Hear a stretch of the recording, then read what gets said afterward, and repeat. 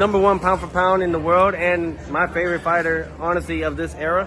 So it's great to just be next to him in that presence, and us actually all celebrating his accomplishments. You know. Why is he your favorite fighter? Ladies and gentlemen, that's Teofimo Lopez giving props to the pound for pound #1, 2. You can flip it around. 4 division world champion, 2 division undisputed. Naoya Inoue, and that's good to hear and see other fighters in the elite level like Teofimo Lopez give props and homage to Naoya Inoue, because it translates to other fans to show homage and respect to fighters of that stature of Naoya Inoue and Teofimo Lopez. It's good to see these fighters actually do respect each other and give props to one another. That elevates the sport, that elevates the education and the knowledge of the sport from other viewers and things of that nature, from hardcore boxing fans and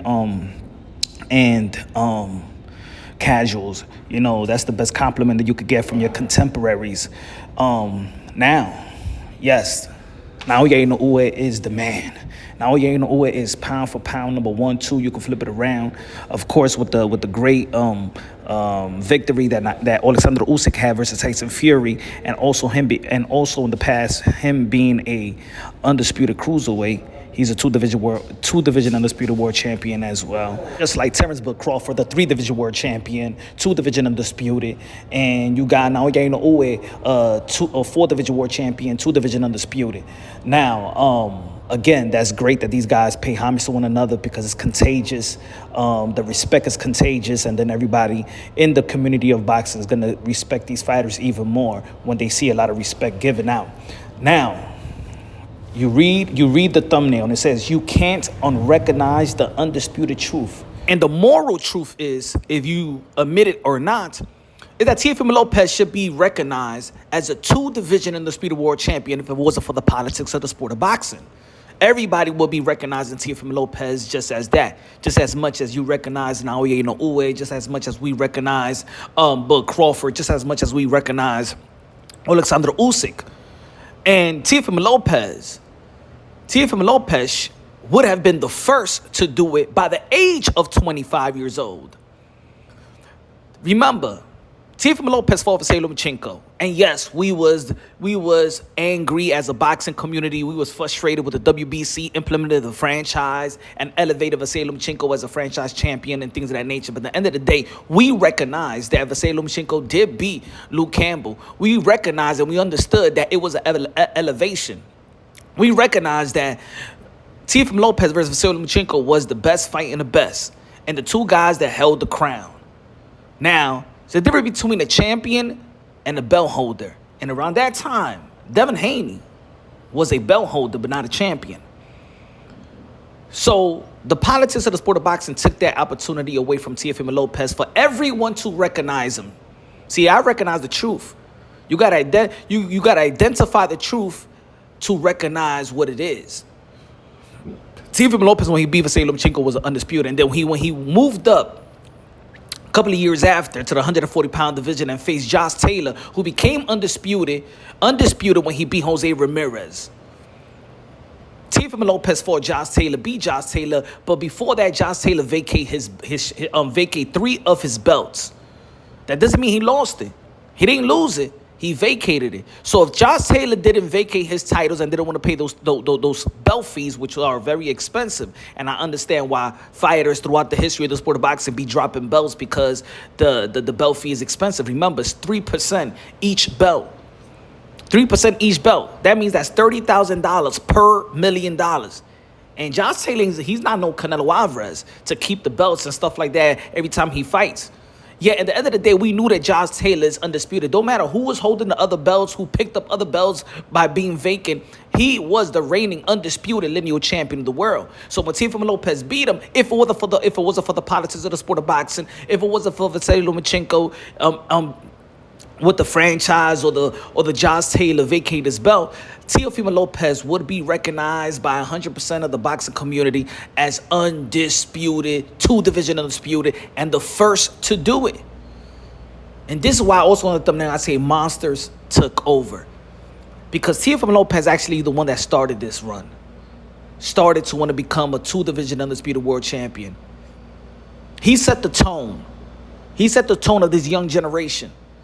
And that's why I do love that these two men, Naoya Inoue, of this generation, is all about legacy reigning supreme, just like Teofimo Lopez, legacy reigning supreme, just like Alexander Usyk, just like Terrence Bud Crawford, just like Canelo Alvarez. And this is why, in my opinion, Alexander Usyk, Inoue, Terrence Bud Crawford, Canelo Alvarez, and Teofimo Lopez is my top 5 pound-for-pound fighters in the sport of boxing. Because they do it for the legacy. They do it for the sport of boxing. While there's other fighters that do it for the business of boxing. They setting the tone. Teofimo Lopez of this young generation is the one that set the tone. And everybody has followed suit. He's the one that's taken the toughest fights. He's the one that by the age of 22 and fought Vasily Lomachenko. He's the one that could have been undisputed, be recognized, 2-division undisputed. And this is the reason why he's 2-time lineal undisputed. If he's 2-time lineal undisputed, it's because he beat the best to be the best. And he's still current, the king in the 140-pound division. That doesn't mean that he doesn't have other fights lined up that could be just as competitive as those fights with Josh Taylor and those fights with Vasily Lomachenko. He still got fights that could be with Subriel Matias in the 140-pound division, a unification bout. He could fight the likes of also Pitbull Cruz, could fight a unification bout with Devin the Dream Haney. That's still a lucrative fight to be made. Or he could fight Ryan Garcia, just for the entertainment, for the sport of boxing, and because these guys are contemporaries and lined up and match-made by everybody. Or Tank Davis could move up. Or Shakur Stevenson, the 3-division world champion. These guys are going to be linked to one another. But it was Teofimo Lopez. How many fighters, now put it this way, in the pound-for-pound list, how many pound-for-pound fighters fight pound-for-pound fighters? How many fighters you know in the elite level goes on 50-50 fights? How many fighters that you call elite are underdogs? Teofimo Lopez is an underdog twice and came out as victor and has humbled the boxing world. Teofimo Lopez is a monster in his own right. And so, yeah, you may look at a blemish on his record. He got an L. Well, everybody in the history of the sport of boxing have L's. L's doesn't define you.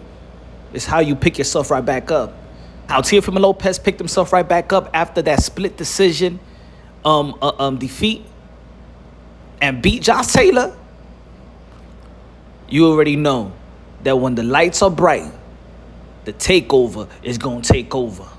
That goes along as well with Naoya Inoue.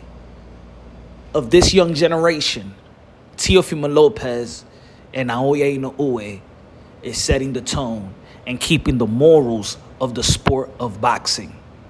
You could like and be fans or whatever you want to be, or you know what I'm saying? But when it comes to Teofimo Lopez, Naoya Inoue, of this young generation, and yes, now I believe he's 30, 31 years old. Teofimo Lopez is barely, I think, 26 years old. Teofimo Lopez is the captain of the generation, the commander-in-chief.